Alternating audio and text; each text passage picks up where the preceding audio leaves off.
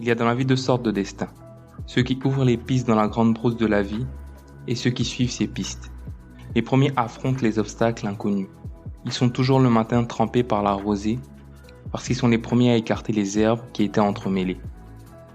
Les seconds suivent des pistes tracées, suivent des pistes banalisées, suivent des initiateurs, des maîtres. Ils ne connaissent pas la rosée matinale qui trempe, les obstacles qui défient, l'inconnu des nuits noires, l'inconnu des espaces infinis. Ce texte est tiré du livre En attendant le vote des bêtes sauvages d'Amadou Kourouma. Bonjour et bienvenue. Je suis Joël Nandu et vous écoutez Les Pistes de la vie, le podcast qui donne la parole à ceux qui ouvrent les pistes dans la grande brousse de la vie et à ceux qui suivent ces pistes. Dans ce podcast, je vais à la rencontre d'hommes et de femmes pour qu'ils me parlent d'eux, de leur histoire, de leur rôle dans la société, du sens qu'ils donnent à leur vie. Et ils partageront avec moi leur expérience pour que leur vie soit un témoignage pour ceux qui suivent. Je reçois aujourd'hui Charles Lévy. Charles est un jeune économiste ivoirien qui porte un regard acéré sur le monde qui l'entoure. Il fait partie de cette jeunesse ivoirienne qui questionne son environnement et qui se donne pour ambition de transformer la société. Dans cette conversation, il nous parle de ses choix professionnels, de sa vision pour la Côte d'Ivoire de demain, d'éducation et de la responsabilité des aînés à transmettre. Je vous souhaite une bonne écoute. Bonjour Charles. Bonjour, je suis content de te recevoir aujourd'hui. Bon, du coup, on se connaît depuis longtemps. Quand même, ouais. Toujours trouvé très intéressant les débats, les discussions qu'on a toujours eues. Ils ont toujours été pleines de sens et de questionnements. Et donc, j'aime beaucoup ta capacité à interroger le monde dans lequel tu évolues et à le conceptualiser, en fait. Donc, c'est pour ça que j'ai voulu t'inviter. On va parler de toi. On va parler des pistes de la vie que tu as choisi de parcourir, de tes idées, de tes convictions et de ce en quoi tu crois. Donc, je sais pas si le programme te va. Si.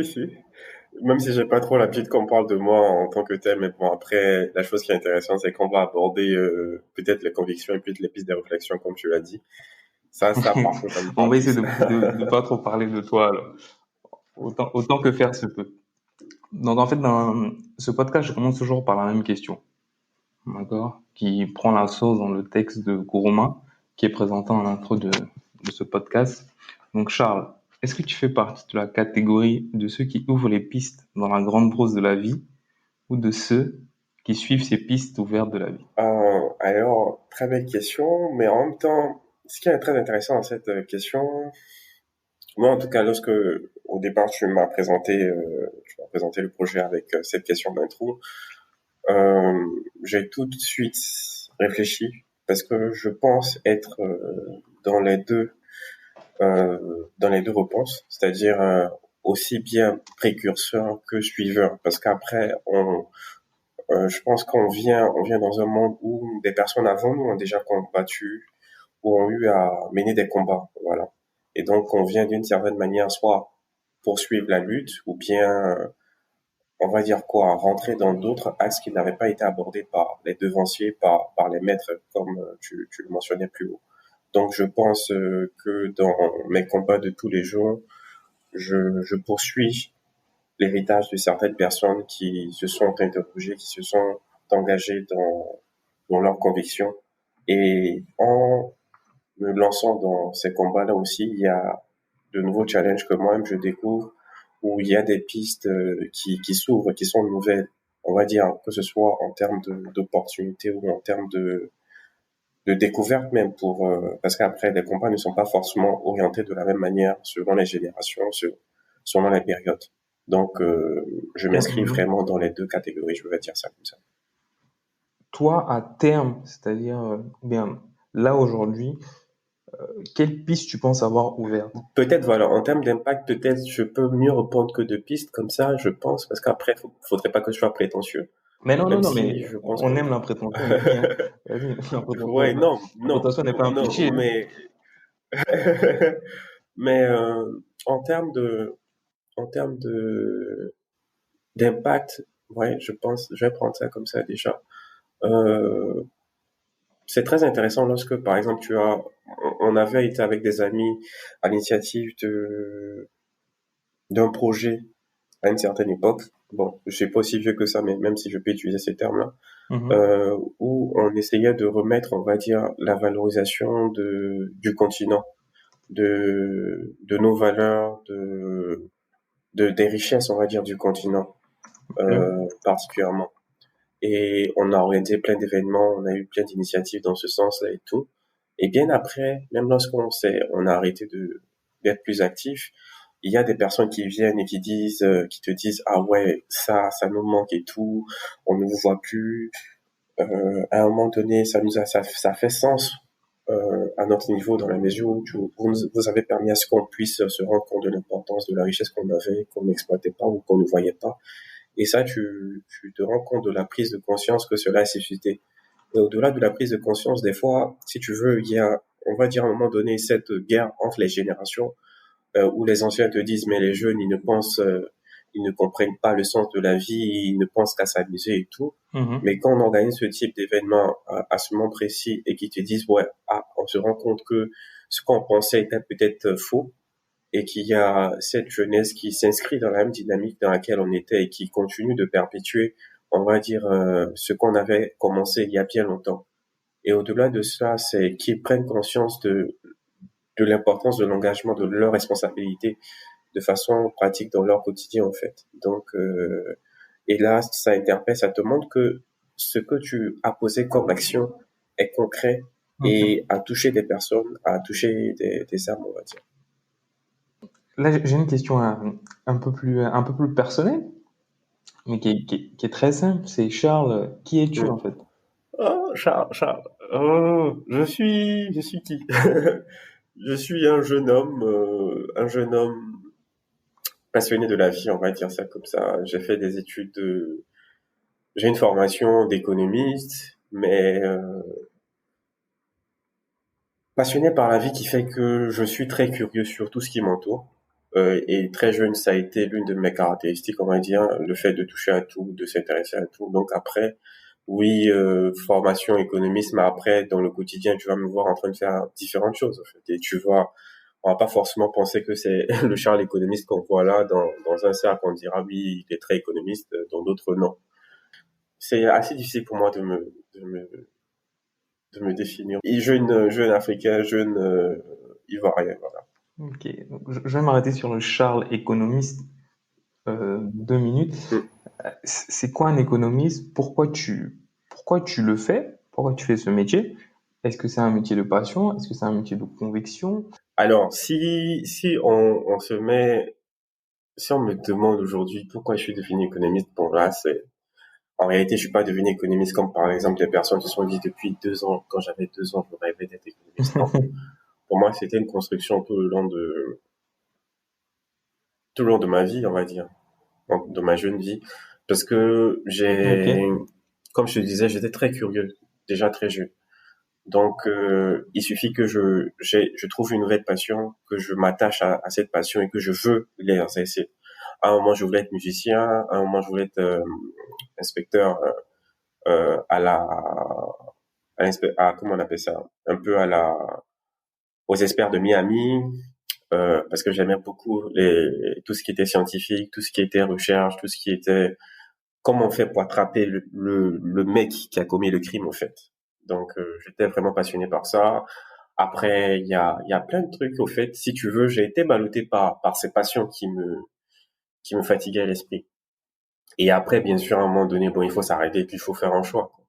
Donc, l'économie n'était pas vraiment le premier choix. Parce qu'après, je pense que les deux derniers choix, c'était la programmation, que j'aime toujours. Donc, être informaticien et programmeur. C'était quoi le premier choix? Non, je dis l'avant-dernier choix, ou bien les derniers métiers pour lesquels j'avais du béguin, on va dire ça comme ça. Une Ouais, passion? c'était la programmation et travailler en bourse. Donc c'était les deux. Et Ok. après, fatalement, je suis tombé sur l'économie, et puis voilà. Au départ, moi, j'étais pas trop chaud pour l'économie, parce que quand tu commences les cours d'économie, on te fait beaucoup d'histoire. On fait beaucoup d'histoire, beaucoup de littérature et tout.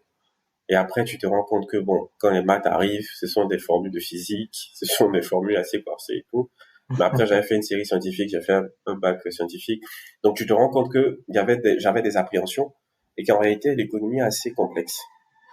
Assez complexe et très intéressant dans la mesure où, et ça me parlait dans la mesure où l'économie, c'est quelqu'un qui s'occupe, au fait, du développement, on va dire. C'est un aspect très important de l'économie. Pouvoir mettre en place un système de sorte à répondre à un besoin. Donc, par exemple, nous, on est en Côte Ok. d'Ivoire ici, on veut se développer. Qu'est-ce qu'on pense pour ce développement-là? Donc, l'économiste va essayer de faire de la planification, il va chercher qu'est-ce qui serait intéressant de mettre en place, comment répondre à cette problématique-là, en fait. Donc, c'est un peu ça, on va dire le rôle de l'économiste. Et donc, quand tu vois mes aspirations en termes d'individu qui est la répondre à des problématiques, trouver des solutions à des problèmes ou pouvoir anticiper, je rentre dans ce moule d'économiste très facilement. Après, bien sûr, en termes pratiques, l'économie, on va te donner les outils appropriés de sorte à pouvoir faire ce travail. Et tu peux l'appliquer dans n'importe quel secteur d'activité. Mais c'est vraiment la méthode qu'on va t'inculquer pour que tu puisses mettre en place ce système pour répondre à tes besoins là, de façon pratique. Donc oui, c'est passionnant.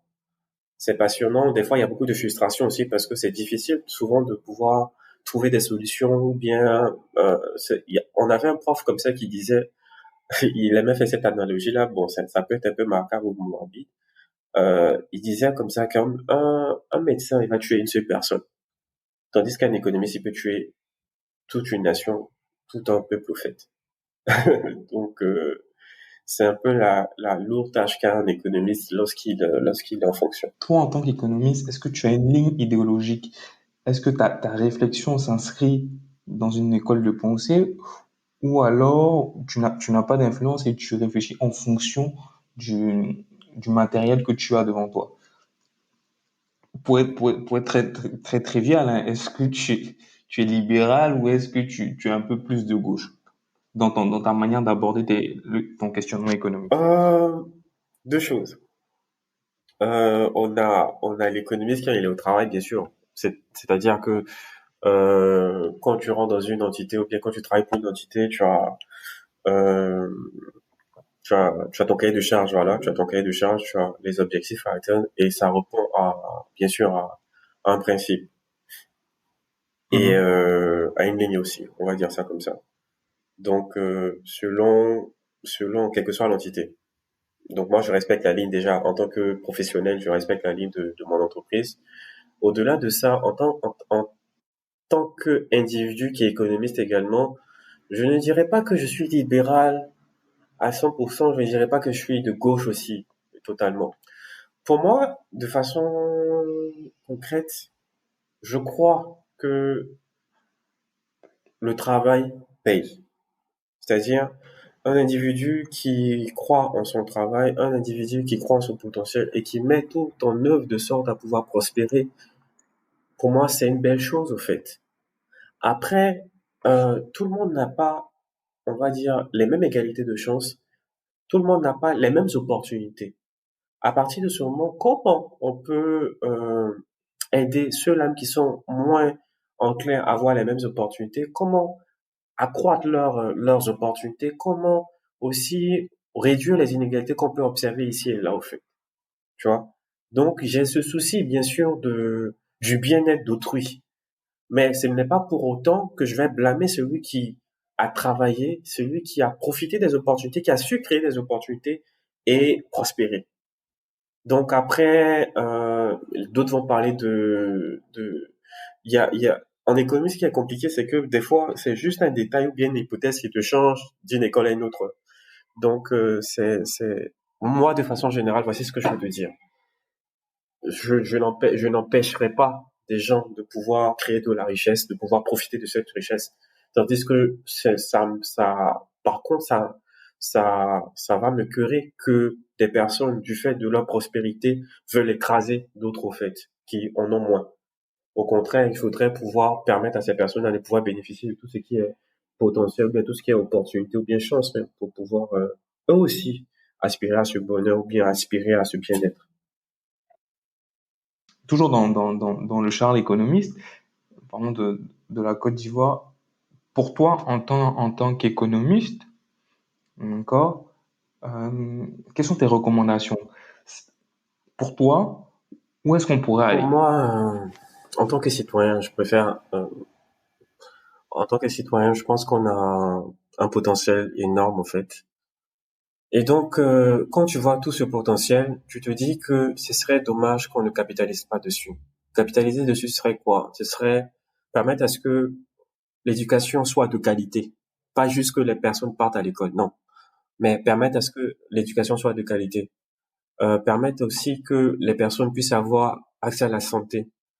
De sorte à ce que quelqu'un qui est en bonne santé ou bien quelqu'un qui peut se soigner facilement, bien sûr, ne manque pas d'heures de cours, va à la tête plus tranquille, est moins anxieux par rapport comment on va dire ça, à son état de santé parce qu'il sait qu'il sera bien soigné, il ne va pas rechuter, donc il pourra se consacrer facilement à ses études ou à son travail de façon pratique. Donc déjà ces deux leviers-là, je pense, peuvent renforcer fortement, on va dire, notre pays. Parce que tu vois, il y a des pays qui n'ont pas qui ont moins de ressources naturelles, mais qui s'en sortent véritablement mieux que nous. Et particulièrement, tu prendras les pays asiatiques. On aime bien les citer dans les débats. Oui, tel pays était en avance sur nous, on était en avance sur tel pays à telle époque, mais maintenant on est en et tout. Quand on commence à parler du passé, c'est qu'il y a quelque chose qui n'a pas marché. Toujours en parlant de qualité d'éducation, je pense que on doit miser sur la qualité du citoyen même en fait.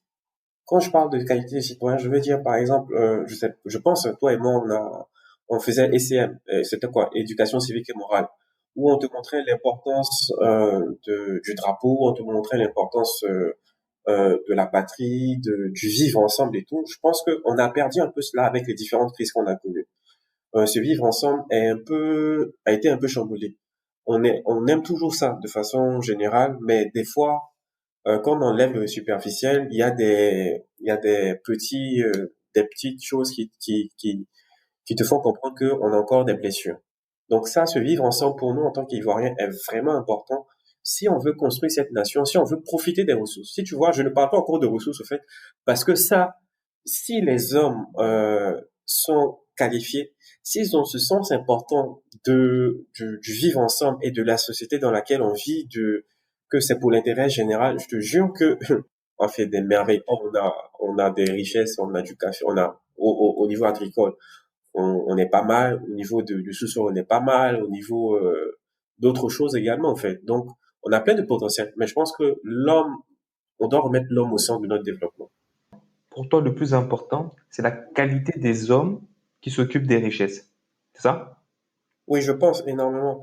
Et surtout, on a beaucoup d'exemples dans le monde, au fait, de pays qui ont réussi à capitaliser sur, comment on va dire ça, sur les hommes, hein, ou Mhm. sur des niches, on va dire ça aussi comme ça. Donc après, qui pense à ces niches-là? Qui pense à cette orientation-là? Ce sont les hommes. Ce sont les hommes qui ont des visions, ce sont les hommes qui savent saisir les opportunités, ce sont les hommes qui savent, si on positionne notre pays comme ça, voici ce qu'on peut gagner au fait. Mais tant que on ne permettra pas aux hommes de penser, ou bien d'orienter leur pensée pour qu'ils comprennent les opportunités, pour qu'ils voient les opportunités, qu'ils les saisissent, bon, on donnera l'opportunité à d'autres personnes ou bien à d'autres peuples qui ont cette réflexion de profiter de nous et de nos ressources. Est-ce qu'en ce moment, tu penses qu'il y a des hommes de vision en Côte d'Ivoire? Ou est-ce que tu penses qu'il va falloir attendre deux, trois Ah générations? non, je pense qu'on a on a des hommes de vision, je pense qu'on en a. Je pense qu'on en a, peut-être pas assez qui font. Mais où sont-ils? C'est ma Oui, question, hein. Où sont-ils? c'est à cette question que je voulais répondre. Il y en a beaucoup qui sont dans leur salon. Il y en a beaucoup également qui se disent que ils n'ont pas l'autorité pour partager leurs idées. Il y a d'autres qui se disent que bon, je fais mon business, c'est mon business seulement quoi. et tu vas voir qu'ils sont très prospères dans ce qu'ils font, dans le secteur privé de façon générale. Ou bien tu vas voir d'autres également, peut-être qu'ils sont dans l'administration, mais vont te dire, bon, moi je fais ma part, j'ai pas cherché, c'est pas la révolution, on va pas changer le monde et tout, tu vois. L'idée n'est pas forcément de penser pareil que moi, mais l'idée est de dire, je viens contredire ou bien je viens apporter une objection à ce qui a été dit, mais avec un argumentaire, avec des idées et peut-être des illustrations. Voici ce que moi j'ai réussi à faire ici, qui pourrait marcher, avec des propositions, tu vois. Et ne pas rester juste dans son salon ou bien juste de son côté. Mais c'est là l'importance, par exemple, des associations. Quand tu banalises ce fait et que tu maximises tout ce qui est divertissement ou bien que tu maximises tout ce qui est aboutissant, bon, à la fin, on n'a pas vraiment envie de s'exprimer sur des choses sérieuses. Ou bien aussi, après, quand dans la société, on brime ceux qui parlent, comment on appelle ça? On contredit sans argument ou bien on vilipende ceux qui ont des avis contraires. On peut-être étouffe aussi souvent souvent les idées ou bien la qualité des hommes de vision, on va dire. Deux questions toujours sur ces hommes de vision. Est-ce que, un, c'est pas de la lâcheté que de se cacher dans son salon? Deux, comment est-ce que la jeunesse peut aujourd'hui prendre ses responsabilités si elle n'a pas de référence? Si toutes les références qu'elle a sont des références pour ne pas citer de nom, sont Arafat ou Serge Beno. C'est pas de la critique, hein. Je suis pas entendu que c'est une mauvaise Attention, référence. attention. Je Non, suis non. pas un Chinois, mais je respecte les Chinois Non, et non, non. j'aime beaucoup de Chinois autour de moi. Non, non. Moi, je te dis, je suis un Chinois. Moi, je suis Chinois. Donc, c'est pour te Ok. dire, Chinois et fier. Moi, j'ai mon passeport. Est-ce que c'est pas de la lâcheté de se dire, je fais mon business personnel, je m'enrichis et puis je prends pas mes responsabilités? Je vais pas utiliser le mot lâche comme ça, mais je vais plutôt dire que il y a beaucoup à faire. Il y a beaucoup à faire et quand il y a beaucoup à faire, des fois tu es essoufflé quand tu n'as pas d'épaule, quand tu n'as pas de personnes autour de toi pour te porter. Tu es épuisé parce que tu te dis je ne peux pas arriver moi seul à la fin. Ou peut-être c'est un peu trop gros pour moi, je suis un peu trop idéaliste au fait, tu vois. Et la masse malheureusement étouffe cette ambition que tu veux, que tu as ou bien que tu visualises au fait. Et bien sûr, que quand tu as pris les exemples d'Arafat ou de Serge Benoît ou bien bon de toute autre personne qui intervient dans le divertissement, ils sont excellents dans ce qu'ils font en réalité. Ah oui, C'est ce qu'ils carrément. font au quotidien. Donc ça veut dire que si toi ou bien si moi aujourd'hui Charles j'arrive à être excellent dans ce que je fais, mais peut-être que j'ai attiré des personnes à faire plus attention à moi en fait, ou bien que je vais porter un message plus intéressant. Si j'arrive, peut-être que après n'oublions pas que les choses sont pas forcément il y a compartimenté. Et c'est pourquoi en entrée, je te disais que moi, je suis quelqu'un qui aime la vie, ou bien je me définis comme une personne qui aime la vie. À partir de ce moment, lorsqu'on comprend ça, on ne peut pas compartimenter la vie. Il n'y a pas la culture d'un côté, il n'y a pas l'économie d'un côté, il n'y a pas, non, non, non, non. C'est comment tout ça, on met ça ensemble et quand on capitalise là-dessus. Une fois que c'est dit, aujourd'hui, par exemple, tu me donnes l'opportunité tout à l'heure, tu m'as donné l'opportunité de donner ma pensée par rapport au potentiel qu'on peut avoir ou bien comment on peut reconstruire, en fait. Si quelqu'un qui avait cette vision de l'éducation a entendu ce que je dis, je conforte cette personne dans le choix de sa direction. Et peut-être qu'elle va mener beaucoup d'actions en plus dans ça. Et sur le terrain, par exemple, en Côte d'Ivoire, tu as des personnes comme Chanté qui ont de nombreuses initiatives. Non seulement elle a commencé par une bibliothèque, après elle a fait des tournées un peu en Côte d'Ivoire, partout en Côte d'Ivoire pour parler de livres. Et au-delà du livre, ce qu'elle apporte dedans, c'est, comment on va dire ça, c'est ce rapport entre les enfants et, comment on va dire ce truc-là, la découverte du monde. Bien sûr que c'est au travers du livre, mais au travers du livre, tu apprends à lire, tu apprends à connaître l'autre, tu apprends à ouvrir le champ du possible pour toi. Et c'est énorme, en fait. Elle fait ça. Yéni également, avec les salons littéraires qu'elle organisait régulièrement, fait la même chose. Tu as des personnes comme qui encore?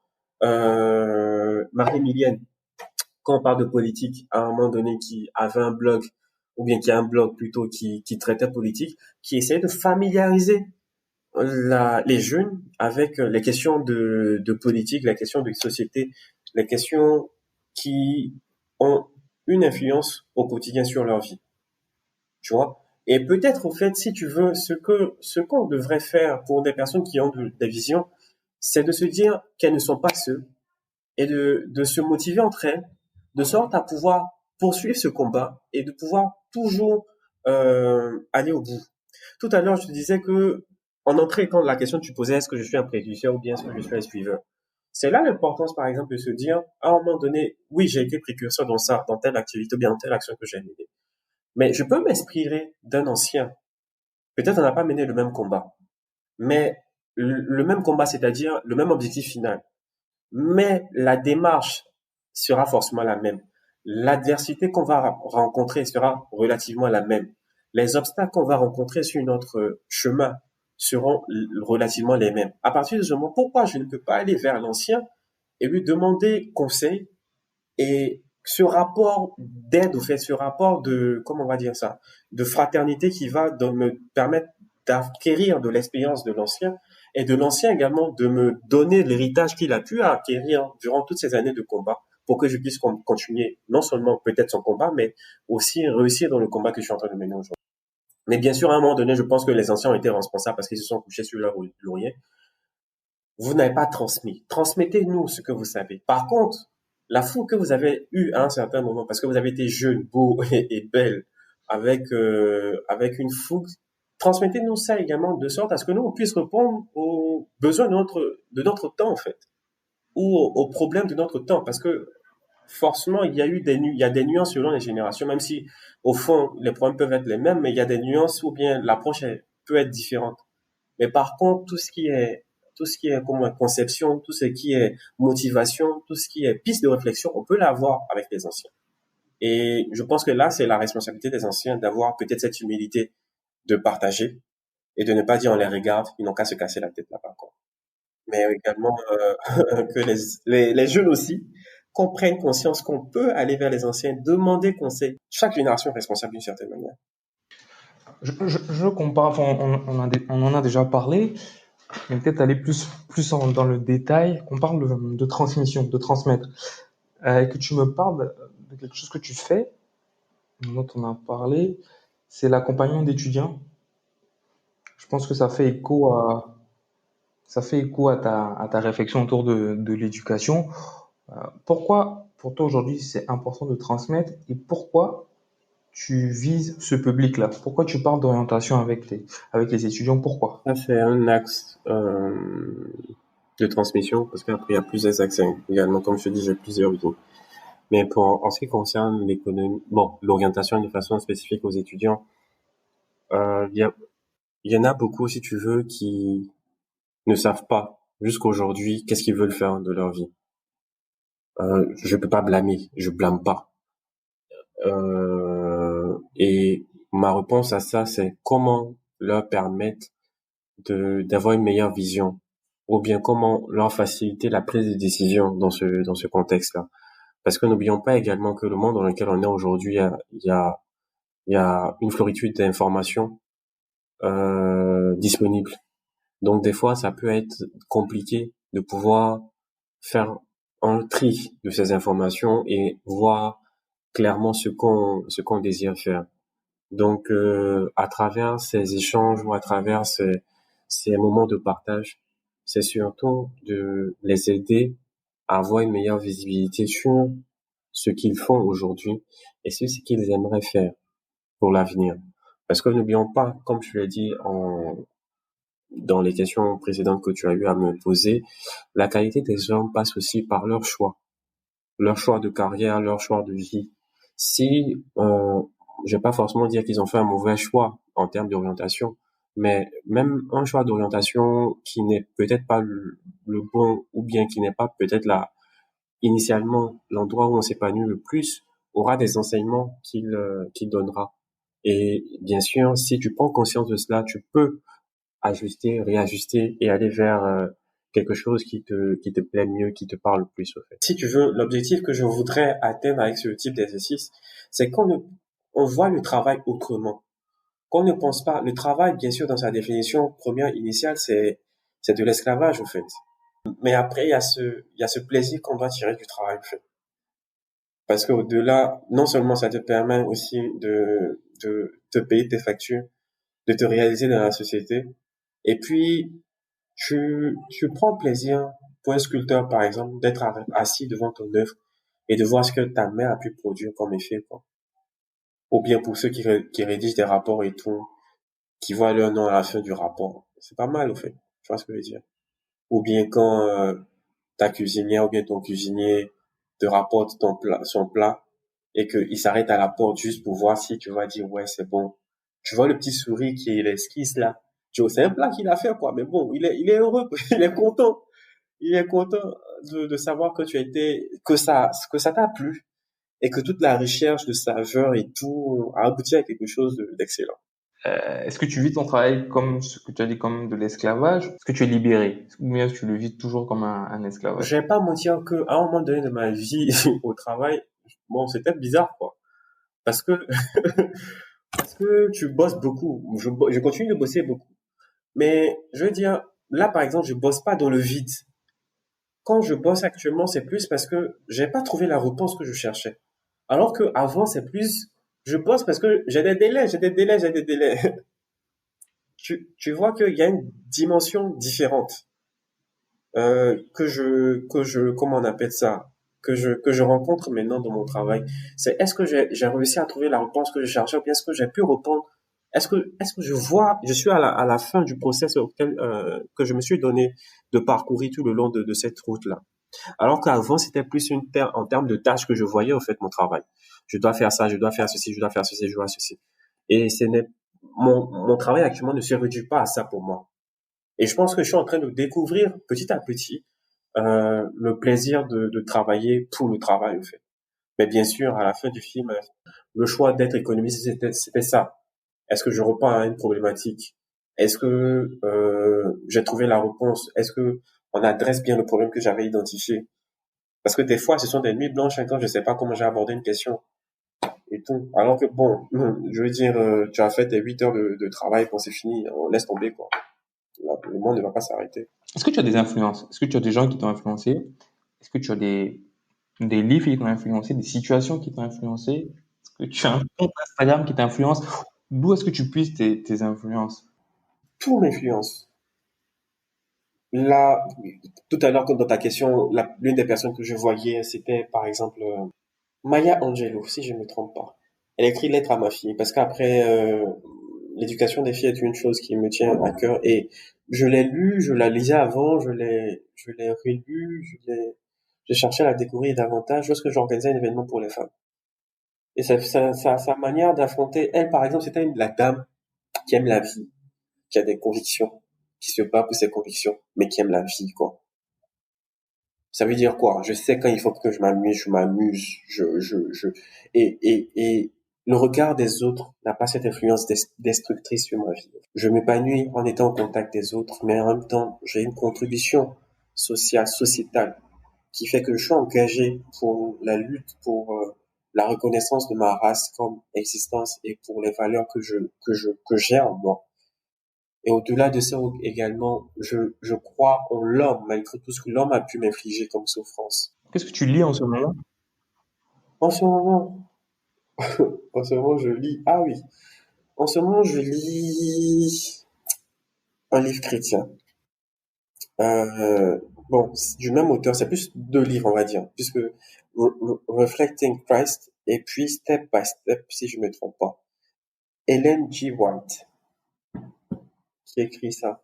Euh, bon, là, je suis en train de faire, je vais aborder un point qui est très important pour moi aussi, la foi. Je pense que la foi n'est pas compartimentée, quoi.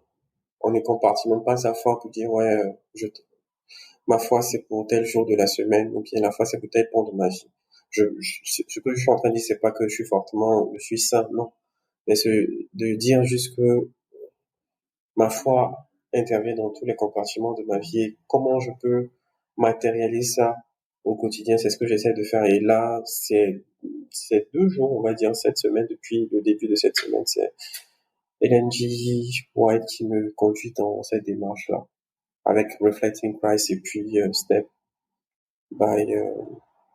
by step. C'est bien que tu parles de cette question de foi. Ça ferait quoi à la prochaine question? Est-ce que tu penses avoir une mission sur Terre? Et si oui, laquelle? J'ai une mission, laquelle je saurais te le dire exactement avec mes mots. Je pense que peut-être ma mission, ou bien l'une de mes missions, c'est de permettre à ce que là où je suis, l'individu que je peux toucher puisse être heureux d'une certaine manière, en fait. Comment je l'ai trouvé, c'est plus une conviction, c'est plus des convictions, c'est plus et c'est un travail c'est une mission qui se confirme de jour en jour aussi, on va dire ça comme ça. Tu vois? Par exemple, plus tu te rapproches dans cette quête de savoir véritablement quelle est ta mission, il y a des signes, il y a des épreuves qui te donnent les armes pour aller dans cette direction. Il y a des messages, c'est comme quand tu joues à un jeu vidéo où on sait qu'à la fin c'est pour tuer telle personne, bien à la fin c'est pour faire ça. Mais à chaque stage, tu as des tasks bien définis à accomplir. C'est la même chose au fait. Et c'est une fois que tu arrives à tel truc, tu te rends compte de l'ampleur de la mission, tu te rends compte peut-être que ça c'était pour aboutir à ça, et voici la grande quête au fait. Et comme je t'ai dit tout à l'heure également, la grande quête en réalité c'est que l'individu, et j'ai dit encore individu, j'ai pas dit la masse. Après, si un individu se multiplie par 1000 et que ça devient une masse, tant mieux. Mais que l'individu auprès de moi puisse être heureux d'une certaine manière. Est-ce que tu penses que tout le monde a une mission? Oui, oui. Même si ta mission c'est de déballer, c'est une mission. Écoute bien. Non, sérieusement, parce qu'après, je pense que des fois aussi, c'est ce qui nous bloque dans notre appréciation de la vie. C'est quand, ou bien du sens qu'on donne à sa vie, ou bien de toute autre dérivée, si tu veux. Parce qu'on se dit, oui, il faut que ça soit un truc que tout le monde voit, ou bien il faut que ça soit quelque chose qui est significatif et tout. Non, mais t'imagines si ta mère ne t'avait pas éduqué, ta mère n'avait pas pourvu à tes besoins les plus élémentaires, de sorte à ce que tu n'aies pas à te préoccuper à une seconde seulement de qu'est-ce que tu allais manger, qu'est-ce que tu allais porter comme vêtements, et qu'aujourd'hui tu peux défendre la cause de ceux qui n'ont pas de vêtements, bien qui ont besoin de manger le matin. Qu'est-ce que tu as dit de ta mère? Qu'elle n'avait pas de mission? Sa mission, c'était de t'éduquer. Une dernière grande thématique que je vais aborder avec toi, je crois on l'a évoqué rapidement, c'est l'art. Je sais qu'à tes heures, tu es photographe. J'ai deux questions. Quel rôle a joué l'art dans ta construction et qu'est-ce que tu dois à l'art? Les gens qui écoutent ça, désolé, hein, au risque de me répéter, j'aime la vie. Mais et à partir de ce moment, l'art ne peut pas ne peut pas sortir de ce cadre-là, parce que là aussi c'est la vie pour moi. Ce n'est que la matérialisation, une forme d'expression de toutes ces choses-là. Comment je traduis mes pensées, comment je vois la vie, comment je conçois le beau, comment je veux, sous quel prisme je veux voir la vie au fait. Qu'est-ce que tu aimerais laisser comme héritage? Mmh. C'est dur derrière ça par contre cette question. Mais c'est dur pourquoi? Parce que mais ce que j'aimerais bien, c'est que les petites actions que j'ai eu à poser aient contribué d'une certaine manière, comme je te disais, à rendre heureux quelqu'un. Peut-être ouais quand je vais passer de l'autre côté, j'aimerais bien, bon pas que j'aimerais, c'est pas je ce serait intéressant qu'on se rappelle peut-être qu'on se rappelle de la personne que j'ai été en disant ouais, j'ai passé un bon moment avec lui. Et ou même pas ça, ce sera en dernier, mais au premier, on a eu à parler de ça ou bien il a eu à faire ça, qui m'a permis de voir ça ou bien qui m'a aidé dans ce sens-là. Voilà, c'est ce que je peux dire, je pense. Je pense, hein. On arrive au terme de notre conversation hein, et j'ai une dernière question qui fait écho à tout ce qu'on a dit en fait. Tu as dit que tu aimais la vie. Je pense que c'est un peu ça qu'il faudra peut-être retenir. Ma question c'est, pour toi en fait, c'est quoi être en vie? Je pense que c'est de vivre. Ouais, être en vie, c'est de vivre, hein. C'est-à-dire, par exemple, quand tu manges un bon GABA, pour ceux qui savent ce que c'est de savourer chaque bouchée que tu prends, quoi. Non, pour de vrai ou bien de la loco. Ceux qui mangent pour s'engloutir le ventre et pour se ballonner là, moi je suis pas très. C'est que même si tu manges en quantité, chaque bouchée a sa valeur.